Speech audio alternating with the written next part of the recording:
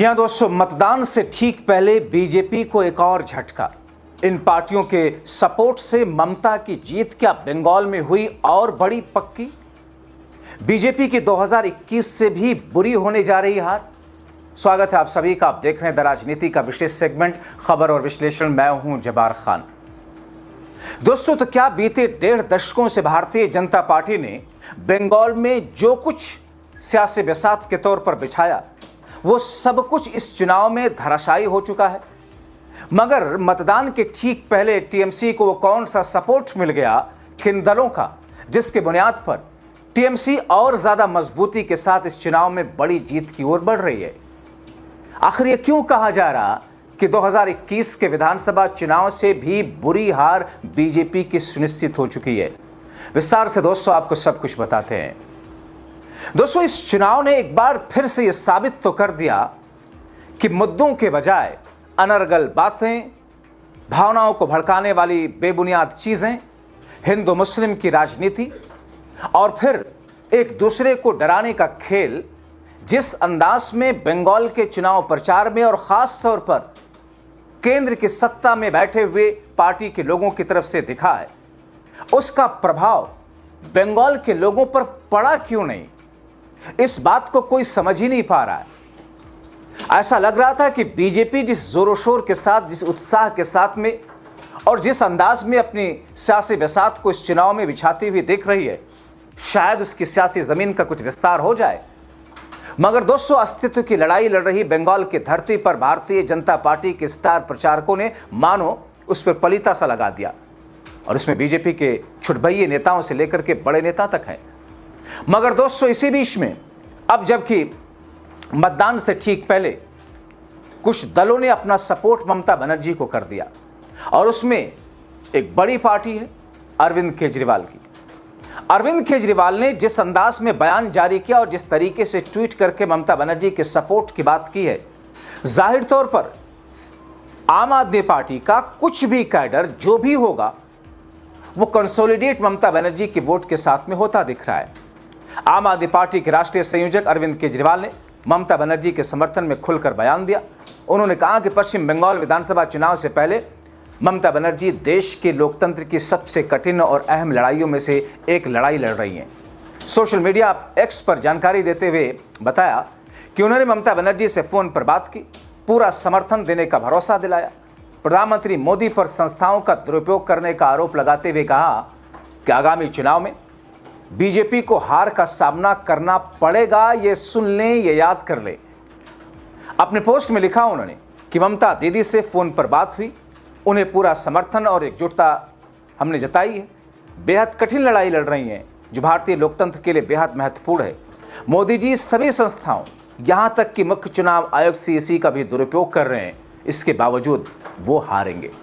दोस्तों, उनका यह बयान ऐसे समय में आया जब एक दिन पहले चुनाव आयोग ने भवानीपुर में मुख्यमंत्री ममता बनर्जी की प्रस्तावित रैली को अनुमति देने से इनकार कर दिया, और इसके बाद टीएमसी ने तीखी प्रतिक्रिया दी।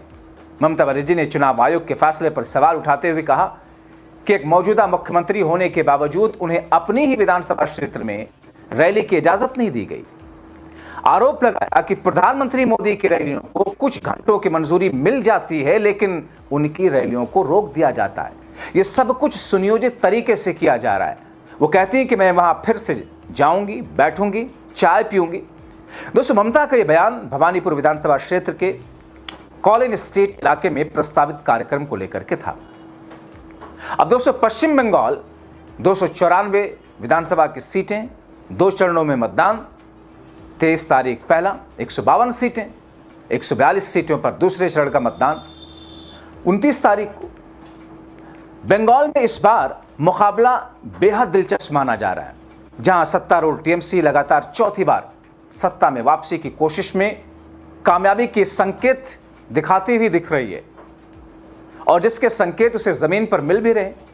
मगर पिछली बार की तरह बीजेपी और उसका दरबारी मीडिया बीजेपी के लिए शुभ संकेत बता रहा है, मगर इसका असर उस स्तर पर जमीन पर क्यों नहीं दिख रहा, इसके बारे में बीजेपी और उनका मीडिया दोनों ही मौन है।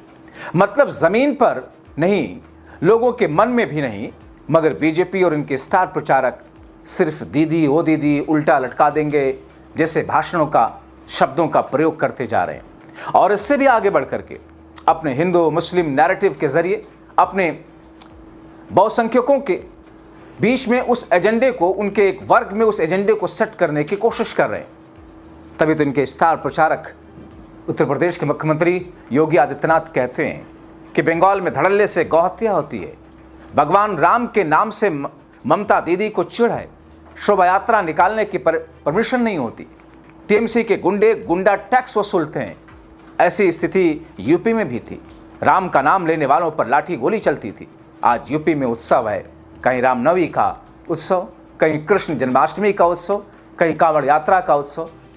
अब आप सोचिए, एक सेकुलर और शांति पसंद देश में इनका एजेंडा क्या है? केवल हिंदू मुसलमान भावना भड़काने तक सीमित है।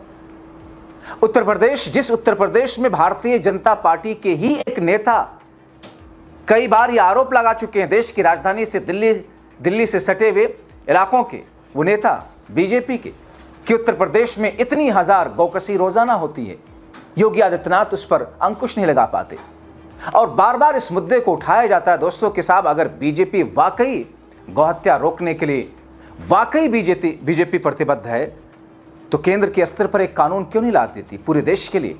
मगर बीजेपी ऐसा नहीं कर सकती। कोई पूछेगा उत्तर प्रदेश के मुख्यमंत्री योगी आदित्यनाथ से कि क्या आप केरला में जाकर के ये बोल सकते हैं, गोवा में जाकर के ये बोल सकते हैं, नॉर्थ ईस्ट में जाकर के ये बोल सकते हैं? अब दोस्तों, उत्तर प्रदेश के मुख्यमंत्री ने जो भी बातें कही आपने उनको सुना होगा। खैर, मैं मान सकता हूं कि उनका वो जुमला, उनकी वो बात कि तुम मुझे खून दो मैं तुम्हें आज़ादी दूंगा, हो सकता है बाय मिस्टेक उनकी जुबान से निकला हो। नेताजी सुभाष चंद्र बोस की जगह उन्होंने स्वामी विवेकानंद का नाम ले दिया हो, लेकिन ये जो बातें वो कह रहे हैं ये तो जानबूझ करके स्क्रिप्टिंग वाली बातें।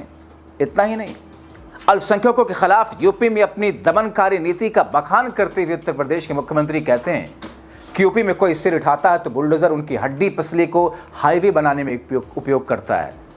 सरकारी संपत्ति पर उन्होंने कब्जा किया, जिसे हमने सबक सिखाया। काशी प्रयागराज में पूरी दुनिया आ रही है। यह तभी होता है जब बीजेपी की डबल इंजन की सरकार होती है। हमने अयोध्या काशी को संवारा, बंगाल में गुरुदेव रविंद्र की पैतृक संपत्ति पर टीएमसी के गुंडों का कब्जा है। मतलब दोस्तों, आप सोचिए कि चुनावी मोड और चुनाव में वोट के लिए इनका विकास का मॉडल क्या है? इनका विकास का मॉडल है कि किसी तरह बहुसंख्यकों की भावना को मुस्लिमों के विरुद्ध भड़का करके पोलराइज करना। अगर ऐसा नहीं तो फिर इन बातों का महत्व है क्या? और ये मैं या विपक्ष नहीं कह रहा, बल्कि ये बंगाल की राजनीति को नजदीक से देखने और दशकों से कवर करने वाले लोग कह रहे हैं। मगर दोस्तों, इन तमाम हथकंडों को किस तौर पर ममता टीम ने ध्वस्त किया है आपने देखा। भारतीय जनता पार्टी चाहती तो 15 वर्षों के एंटी इनकम्बेंसी फैक्टर को लेकर आती, मगर उस पर उसका फोकस नहीं था। बीजेपी किस तौर पर धर्म के नाम पर पोलराइजेशन करना चाहिए, मगर बंगाल की अस्मिता और बंगाल की भाषा और बंगाली खान पान को लेकर ममता बनर्जी ने लोगों के नब्ज को पकड़कर जनता को बीजेपी के सामने खड़ा कर दिया। अब दोस्तों, अंत में आपको एक वीडियो दिखाता हूं कि कैसे नॉनवेज पर खुद प्रधानमंत्री लोगों की भावनाओं को चोट पहुंचाने वाला उसे बता रहे हैं, मगर कैसे उनकी पूरी टीम, उनकी पार्टी के बड़े बड़े नेता इसी बंगाल में धड़ल्ले से नॉनवेज खाते हुए वीडियो में उसका बखान करते हुए व्यस्त हैं। देखिए और थोड़ा मुस्कुराइए, क्योंकि आप बीजेपी की चुनावी चित्रहार की एक झलक देख रहे हैं। अपना नॉनवेज खाना आपकी इस मंशा से वीडियो दिखा दिखा करके लोगों की भावनाओं को चोट पहुंचा करके इसको खुश करने का खेल कर रहे हो। तो दोस्तों, इन तमाम चीजों के बीच में मतदान से ठीक पहले दशकों से वहां की राजनीति को देखने, समझने, कवर करने वाले लोग जो संकेत दे रहे हैं, वो तो भारतीय जनता पार्टी के लिए बिल्कुल भी शुभ संकेत नहीं लग रहा है। ये और बात है कोई चमत्कार हो जाए। आप क्या सोचते हैं? अपने राय कमेंट बॉक्स में जरूर लिखें।